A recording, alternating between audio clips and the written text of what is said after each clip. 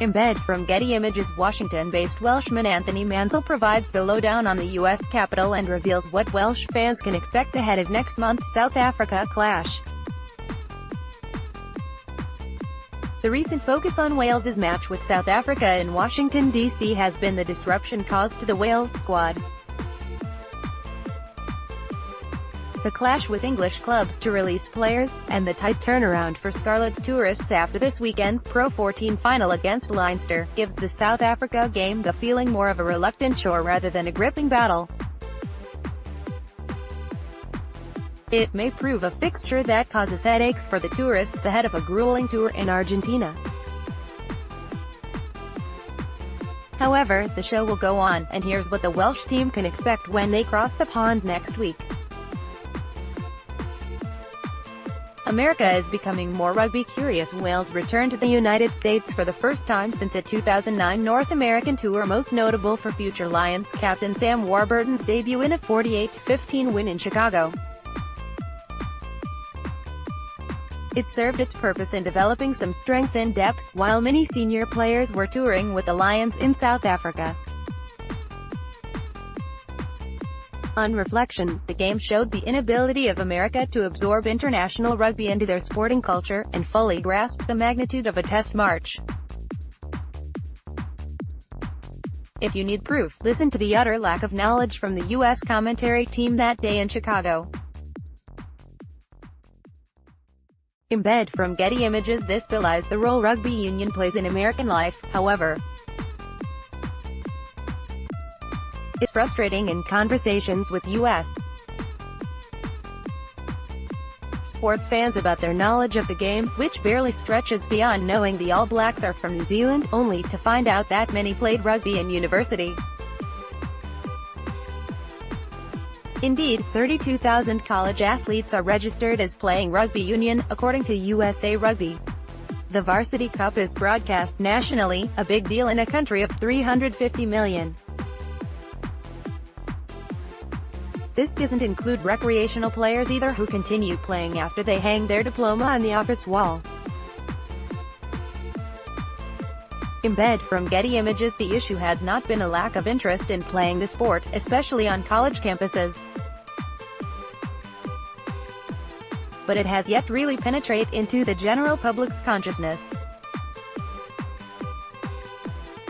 Football, or soccer, is only now beginning to compete with traditional American sports, despite its global reach and lorry loads of cash. It is unreasonable to think professional rugby will do so in the near future.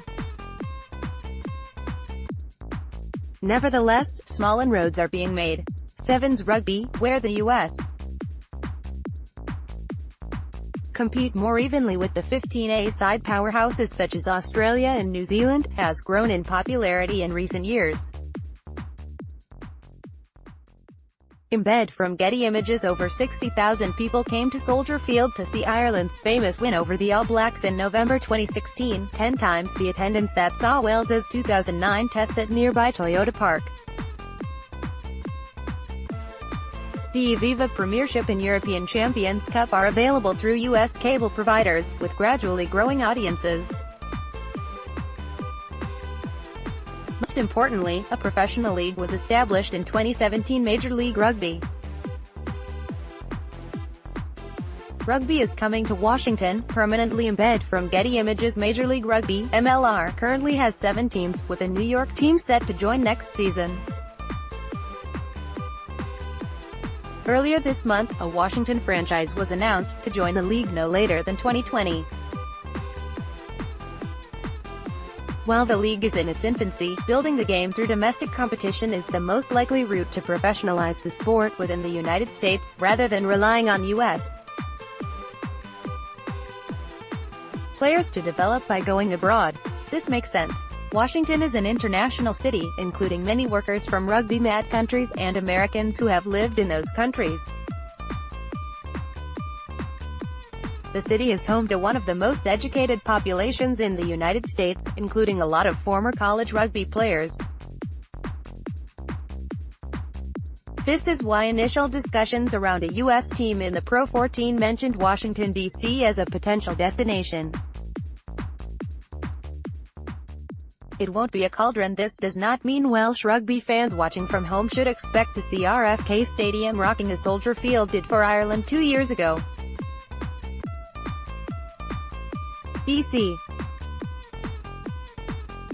United, the city's Major League Soccer franchise, rarely fills the stadium and is on the verge of a move to a smaller home at the newly built Audi Field.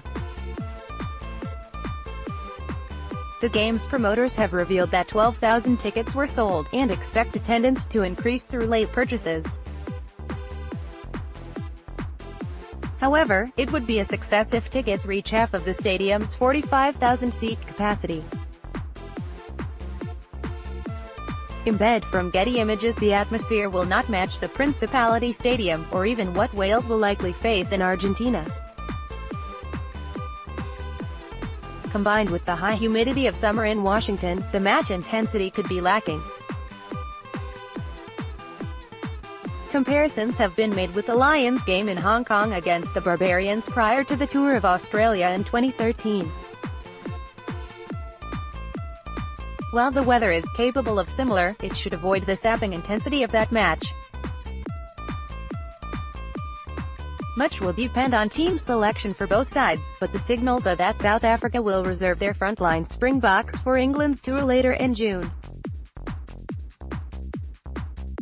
Embed from Getty Images. Both Wales and South Africa fans are unlikely to remember this game by the time of the World Cup next September, regardless of the result. It could provide an avenue for a young player to break through into the selection debate, as Jonathan Davies did with 2 tries in Chicago, but the larger tests will surely be in Argentina. However, 2 Tier 1 nations playing in the U.S. continues the steady drumbeat of greater visibility for rugby union across the pond.